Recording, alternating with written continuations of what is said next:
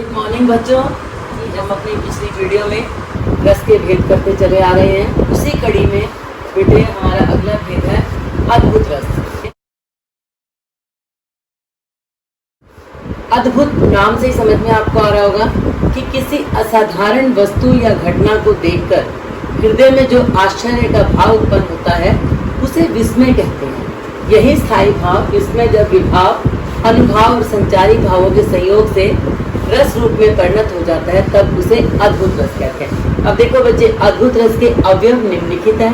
स्थायी भाव, वही चीजें बेटे हर रस में आपने देखी होगी। स्थायी भाव का विस्मय यानी कि आश्चर्य, आलंबन में अलौकिक या आश्चर्य उत्पन्न करने वाली वस्तु, उद्दीपन आलंबन के गुण, अनुभाव नेत्र फैलाना, रोमांच, संभ्रम, संचारी भाव में वितर्क, भ्रांति, हर्ष, आवेग आदि। अब इसका उदाहरण देखो बच्चे, अखिल भुवन चर अचर सब हरि मुख में लखमार, चकित भई गदगद वचन विकसित दृक पुलकार।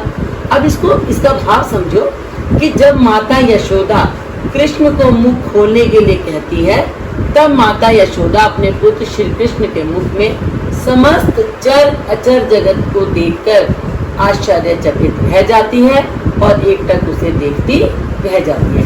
आपने बचपन में सुना होगा ना कि श्री कृष्ण माटी खाते थे तो उनकी माँ ने कहा मुंह खोल के देखा तो उनमें तीनों लोग उनको नजर आए। वो बात यहाँ पर कही गई है। अब इसमें स्थायी भाव क्या है? विस्मय। आश्चर्य क्या है? माता यशोदा। आलंबन शिशु कृष्ण के मुख में सभी लोगों को देखना। उद्दीपन चर अचर जगत तीनों लोग। अनुभाव देखना, रोमांच, आंखें फैलाना। संचारी भाव भय, आवेग, भ्रांति आदि। इसी तरह से बच्चे ये सभी उदाहरण आपको समझने हैं और उदाहरणों को समझ के आपने करना है। अगला रस जो हमारा है बच्चे वो है शांत रस। जहाँ सांसारिक इच्छाओं के शमन का आनंद हो अथवा सांसारिकता के प्रति वैराग्य भाव जागता हो वहाँ शांत रस होता है। नाम से ही पता लग रहा है ना बच्चे, संसार के नश्वरता और ईश्वर की सत्ता का ज्ञान हो जाने पर सांसारिक मोह माया के प्रति गिलानी या वैराग्य सा हो जाता है। इस वैराग्य की भावना को ही निर्वेद कहते हैं। निर्वेद का अर्थ है वेद रहित। यही निर्वेद स्थायी भाव जब विभाव, अनुभाव, संचारी भावों के से संयुक्त होकर रस रूप में परिणत हो जाता है तो शांत रस की उत्पत्ति होती है। बच्चे इसको समझो, स्थायी भाव क्या है? निर्वेद। आशय क्या है? ज्ञानी व्यक्ति। आलंबन ईश्वर चिंतन, संसार की असारता। उद्दीपन सत्संग, दार्शनिक ग्रंथों का पठन। अनुभाव एकांत, प्रियता, प्रसन्नता, पुलक आदि। और संचारी भाव क्या हुआ बच्चे इसका? ग्लानि, उद्वेग। जैसे कि हमने कहा कि गुरु गोविंद दो एक है, दूजा है आकार, आपा मेटी जीवित मरे सो पावे करतार। तो इसमें भी सिर्फ सब चीजें वही दिखाई गई हैं।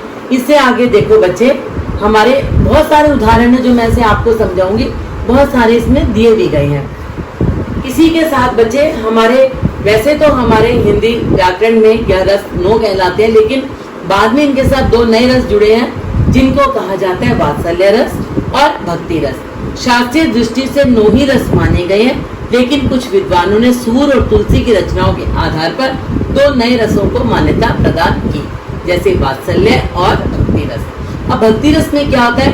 अपने आराध्य अथवा ईश्वर के गुणों को सुनकर जब मनुष्य भाव विभोर हो जाता है तो उसके हृदय को जिस आनंद की अनुभूति होती है उसे ईश्वर के प्रति अनुराग कहते हैं। यही ईश्वर के प्रति अनुराग नामक स्थायी भाव विभाव, अनुभाव तथा संचारी भाव से संयुक्त होकर भक्ति रस में परिणत हो जाता है।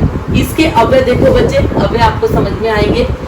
जैसे कि यहाँ पर उसने आपसे कहा स्थायी भाव में भगवत विषय रति, आशय में भक्त, आलंबन ईश्वर देवता गुरुजन इष्ट, उद्दीपन आलंबन का रूप भजन पूजन, अनुभाव में अशु रोमांच, कठनाविरोध, कठना की गला रुकना जैसे नेत्र बंद होना, संचारी भाव हर्ष, आवेग, दैन्य, स्मरण आदि।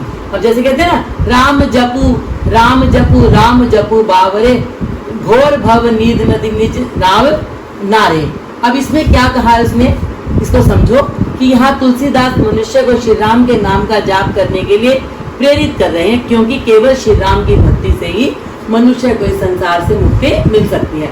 अब बात वही होगी ना बेटे, आपका स्थायी भाव ईश्वर विषय कृति, आशय कवि तुलसीदास, आलंबन श्री राम, उद्दीपन सांसारिक मोह माया, अनुभव श्री राम का गुण गान और संचारी भाव में हर्ष। ऐसे ही काफी सारे इसके उदाहरण हैं, इनको देखते हुए आपने सारा काम समझना है। और इसी के साथ बच्चे एक है वात्सल्य रस।